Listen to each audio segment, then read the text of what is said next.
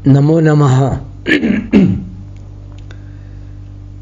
इसके पूर्व में आज दिनांक 5 जनवरी सोमवार 2024 अध्याय सप्तम के 19वें श्लोक का विवेचन जब देख रहे थे तो उसमें एक बहुत महत्वपूर्ण विवेचन आया है, उसे मैं दोबारा पढ़ता हूँ। वह बहुत महत्वपूर्ण है, कृपया ध्यानपूर्वक उसे सुने। महात्माओं की महिमा। जहाँ संत महात्माओं का वर्णन आता है वहाँ कहा गया है, एक जो ऊंचे दर्जे के तत्वज्ञ जीवन मुक्त महापुरुष होते हैं, वे अभिन्न भाव और अखंड रूप से केवल अपने स्वरूप में अथवा भगवत तत्व में स्थित रहते हैं। उनके जीवन से, उनके दर्शन से, उनके चिंतन से, उनके शरीर का स्पर्श की हुई वायु के स्पर्श से जीवों का कल्याण होता रहता है। दूसरी बात, जो मनुष्य उन महापुरुषों की महिमा को नहीं जानते, उनके सामने वे महापुरुष अपने भावों से नीचे उतरते हैं तो कुछ कह देते हैं, जैसे संत महात्माओं ने ऐसा किया है, उनके किए हुए आचरणों और कहे हुए वचनों के अनुसार ही शास्त्र बनते हैं आदि। तीसरी बात, जब वे इससे भी नीचे उतरते हैं तो कह देते हैं कि संत महात्माओं की आज्ञा का पालन करना चाहिए। चौथी बात, जिनसे उपर्युक्त बात का पालन नहीं होता, उन साधकों के सामने वे स्वयं ऐसा विधान कर देते हैं कि ऐसा करना चाहिए अथवा ऐसा नहीं करना चाहिए। पांचवी बात, जब वे इससे भी नीचे उतरते हैं तो ऐसा करो और ऐसा मत करो ऐसी आज्ञा दे देते। सीधे शब्दों में फिर वे कहते हैं, संतों की आज्ञा में जो सिद्धांत भरा हुआ है वह आज्ञा पालक में उतर आता है। उनकी आज्ञा पालन के बिना भी उनके सिद्धांत का पालन करने वालों का कल्याण हो जाता है, परंतु वे महात्मा आज्ञा के रूप में जिसको जो कुछ कह देते हैं उसमें एक विलक्षण शक्ति आ जाती है। आज्ञा पालन करने वाले को कोई परिश्रम नहीं करना पड़ता और उसके द्वारा स्वतः स्वाभाविक वैसे आचरण होने लगता है। छठवीं बात कहते हैं, जो उनकी आज्ञा का पालन नहीं करते हैं, ऐसे नीचे दर्जे के साधकों को वे कहीं कहीं कभी कभी शाप या वरदान दे देते हैं। इस परंपरा में देखा जाए तो एक जो कुछ नहीं करते, निरंतर अपने स्वरूप में ही स्थित रहते हैं, यह उन संत महापुरुषों का ऊंचा दर्जा हो गया। दूसरा, शास्त्रों ने ऐसा कहा, संत महात्माओं ने ऐसा किया, इस तरह संकेत करने से उन संतों का दूसरा दर्जा हो गया। तीसरी बात, संत महात्माओं की आज्ञा का पालन करना चाहिए, ऐसा कहने से संतों का तीसरा दर्जा हो गया। फिर चौथी बात, ऐसा करना चाहिए और ऐसा नहीं करना चाहिए, इस तरह का विधान करने से उन संतों का चौथा दर्जा हो गया। पांचवी बात, तुम ऐसा करो और ऐसा मत करो, ऐसा कहना उन संतों के पांचवें दर्जे की बात हो गई। छठी बात, शाप और वरदान देना उन संतों के छठे दर्जे की बात हो गई। इन सब दर्जों में संत महापुरुषों का जो नीचे उतरना है उसमें उनकी क्रमशः अधिकाधिक दयालुता है। वे शाप और वरदान दे दें, ताड़ना कर दें, उसमें उन संतों का दर्जा तो नीचे हुआ, पर इसमें उनका अत्यधिक त्याग है, कारण कि उन्होंने जीवों के उद्धार के लिए ही नीचा दर्जा स्वीकार कर लिया है। इसमें उनका लेश मात्र भी अपना स्वार्थ नहीं है। ऐसे ही भगवान भी अपने स्वरूप में नित्य निरंतर स्थित रहते हैं। यह उनके ऊंचे दर्जे की बात है। परंतु वे ही भगवान अत्यधिक कृपालुता के कारण कृपा के परवश होकर जीवों का उद्धार करने के लिए अवतार लेकर आदर्श लीला करते हैं। उनकी लीलाओं को देखने सुनने से लोगों का उद्धार होता है। भगवान और भी नीचे उतरते हैं तो उपदेश देते हैं, उससे भी नीचे उतरते हैं तो आज्ञा दे देते हैं, और भी नीचे उतरते हैं तो शासन करके लोगों को सही रास्ते पर लाते हैं, उससे भी नीचे उतरते हैं तो शाप और वरदान दे देते हैं, अथवा उसके और संसार के हित के लिए उसका शरीर से वियोग भी करा देते हैं। अर्थात शिशुपाल वगैरह के उदाहरण हम लोग देख चुके हैं, वह इस श्रेणी में आते हैं। यह बहुत महत्वपूर्ण संत महात्माओं की बात और उसी तारतम्य में भगवान परमात्मा तत्व की बात। इसका संबंध जो भगवान की महत्ता को समझकर भगवान के शरण होते हैं, ऐसे भक्तों का वर्णन 16वें से 19वें श्लोक तक करने के बाद अब भगवान आगे के 3 श्लोकों में देवताओं के शरण होने वाले मनुष्य का वर्णन करते हैं। कामैस्तैस्तैर्वृतर्ज्ञानाः प्रपद्यन्तेऽन्यदेवताः तं तं नियममास्थाय प्रकृत्या नियतः स्वया।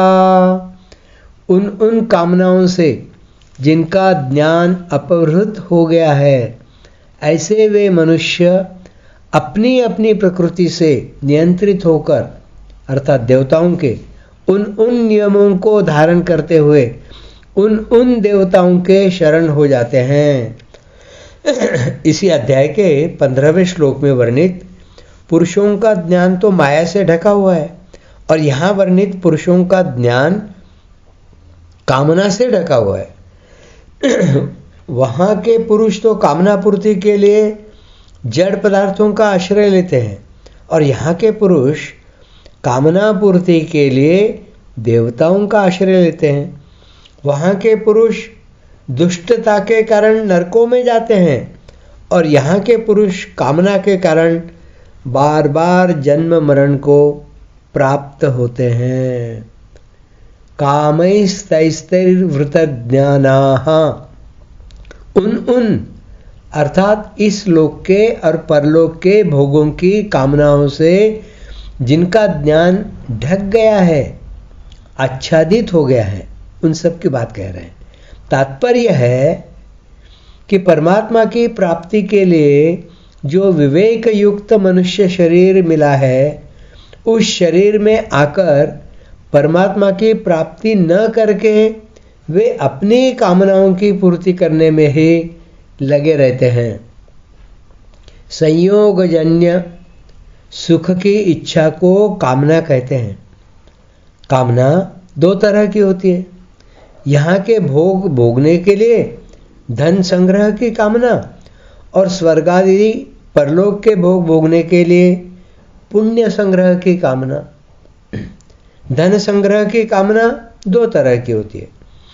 पहली, यहाँ चाहे जैसे भोग भोगे, चाहे जब, चाहे जहाँ और चाहे जितना धन खर्च करें, सुख आराम से दिन बीते आदि के लिए, अर्थात संयोगजन्य सुख के लिए धन संग्रह की कामना होती है।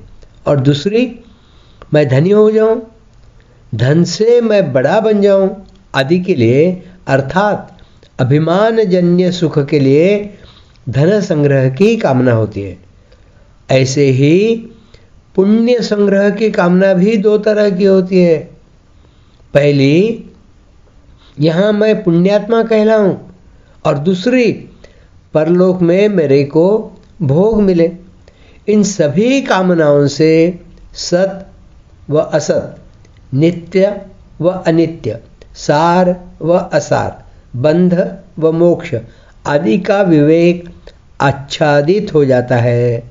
विवेक आच्छादित होने से वे यह समझ ही नहीं पाते कि जिन पदार्थों की हम कामना कर रहे हैं वे पदार्थ हमारे साथ कब तक रहेंगे और हम उन पदार्थों के साथ कब तक रहेंगे। प्रकृत्या नियतः स्वया, यहाँ जो प्रकृत्या नियतः स्वया कहा है इसी को 17वें अध्याय के 3 श्लोक में यो यश्रुद्धः स एव सः कहा है। स्वया कहने का तात्पर्य है कि अपनी अपनी प्रकृति के अनुसार सबकी कामनाएं भी अलग अलग होती है। तो प्रकृत्या नियतः स्वया, कामनाओं के कारण विवेक ढका जाने से वे अपनी प्रकृति से नियंत्रित रहते हैं, अर्थात अपने स्वभाव के परवश रहते हैं। यहाँ प्रकृति शब्द व्यक्तिगत स्वभाव का वाचक है, समष्टि प्रकृति का वाचक नहीं। यह व्यक्तिगत स्वभाव सब में मुख्य होता है। स्वभावो मूर्ध्नि वर्तते, अतः व्यक्तिगत स्वभाव को कोई छोड़ नहीं सकता। या यस्य प्रकृति स्वभाव जनिता केनापि न त्यज्यते, परंतु इस स्वभाव में जो दोष है उनको तो मनुष्य छोड़ ही सकता है। अगर उन दोषों को मनुष्य छोड़ नहीं सकता तो फिर मनुष्य जन्म की महिमा ही क्या हुई। मनुष्य अपने स्वभाव को निर्दोष शुद्ध बनाने में सर्वथा स्वतंत्र है, परंतु जब तक मनुष्य के भीतर कामना पूर्ति का उद्देश्य रहता है तब तक वह अपने स्वभाव को सुधार नहीं सकता और तभी तक स्वभाव की प्रबलता और अपने में निर्बलता दिखती है। परंतु जिसका उद्देश्य कामना मिटाने का हो जाता है वह अपनी प्रकृति स्वभाव का सुधार कर सकता है, अर्थात उसमें प्रकृति की परवशता नहीं रहती।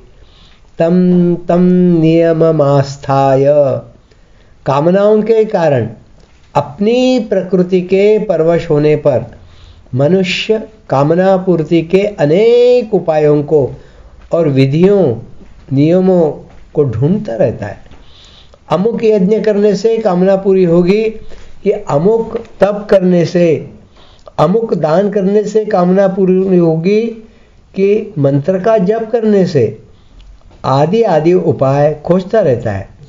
उन उपायों की विधियां अर्थात नियम अलग अलग होते हैं। जैसे अमुक कामना पूर्ति के लिए अमुक विधि से यज्ञ आदि करना चाहिए और अमुक स्थान पर करना चाहिए आदि आदि। इस तरह मनुष्य अपनी कामना पूर्ति के लिए अनेक उपायों और नियमों को धारण करता है। प्रपद्यन्तेन्य देवताः, कामना पूर्ति के लिए अनेक उपायों और नियमों को धारण करके मनुष्य अन्य देवताओं की शरण लेते हैं, भगवान की शरण नहीं लेते।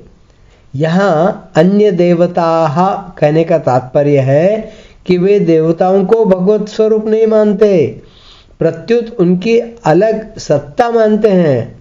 इसी से उनको अंत वाला अर्थात नाशवान फल मिलता है। अंतवत्तु फलं तेषाम, अगर वे देवताओं की अलग सत्ता न मानकर उनको भगवत स्वरूप ही माने तो फिर उनको अंत वाला फल नहीं मिलेगा, प्रत्युत अविनाशी फल मिलेगा। यहाँ देवताओं की शरण लेने में दो कारण मुख्य हुए, एक कामना और एक अपने स्वभाव की परवशता। इसी संदर्भ में अगला श्लोक भी आता है। यो यो यां यां तनुं भक्तः श्रद्धयार्चितुमिच्छति तस्य तस्याचलां श्रद्धां तामेव विदधाम्यहम्। जो भक्त जिस देवता का श्रद्धापूर्वक पूजन करना चाहता है, उस देवता के प्रति मैं उसकी श्रद्धा को दृढ़ कर देता हूँ, ऐसा भगवान कह रहे हैं। क्या कह रहे हैं भगवान? यो यो याम याम तनुम भक्तः तामेव विदधाम्यहम्। यो यो याम याम तनुम भक्तः। जो मनुष्य जिस देवता का भक्त होकर श्रद्धापूर्वक यजन पूजन करना चाहता है, उस मनुष्य की श्रद्धा उस देवता के प्रति मैं अचल अर्थात दृढ़ कर देता हूँ। वे दूसरों में न लगकर मेरे में ही लग जाएं, ऐसा मैं नहीं करता। यद्यपि उन देवताओं में लगने से कामना के कारण उनका कल्याण नहीं होता, फिर भी मैं उनको उनमें लगा देता हूँ। तो जो मेरे में श्रद्धा प्रेम रखते हैं, अपना कल्याण करना चाहते हैं, उनकी श्रद्धा को मैं अपने प्रति दृढ़ कैसे नहीं करूँगा? अर्थात अवश्य करूँगा, कारण कि मैं प्राणी मात्र का सुहृद हूँ। सुहृदम सर्वभूतानां, भगवान पहले ही कह चुके हैं। जैसे यहाँ यो यह याम याम आया है, ऐसे ही 8वें अध्याय के 6ठे श्लोक में यम यम वापि स्मरण भावम आया है। 2 बार यत शब्द का अर्थात यो यह याम याम और यम यम शब्दों का प्रयोग करने का तात्पर्य है कि जैसे मनुष्य उपासना करने में स्वतंत्र है, अर्थात देवताओं की उपासना करे चाहे मेरी उपासना करे, इसमें वह स्वतंत्र है, ऐसे ही अंतकाल में स्मरण करने में भी मनुष्य सर्वथा स्वतंत्र है। अर्थात मेरा स्मरण करे चाहे और किसी और का स्मरण करे, इसमें वह स्वतंत्र है। इस पर यह शंका होती है कि आप सबकी श्रद्धा अपने में ही दृढ़ क्यों नहीं करते?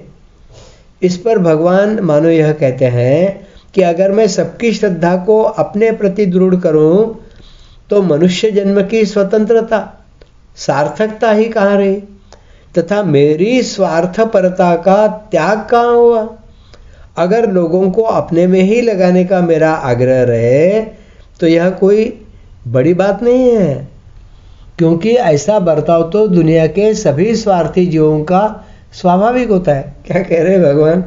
भगवान के इस पर यह शंका होती है कि आप सबकी श्रद्धा अपने में ही दृढ़ क्यों नहीं करते? क्योंकि पूर्व में आया है कि मैं जो देवताओं को भजते हैं उनकी श्रद्धा वहाँ पर मैं दृढ़ कर देता हूँ, अचल कर देता हूँ।